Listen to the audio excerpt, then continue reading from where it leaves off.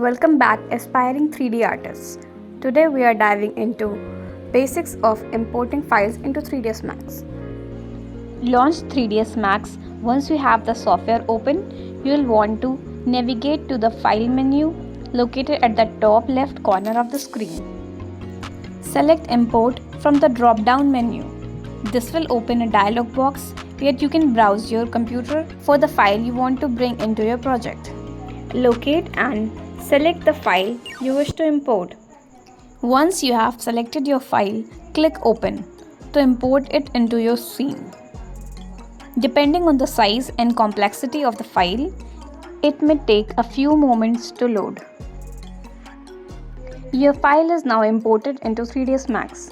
You can now manipulate, animate, and render it as part of your project.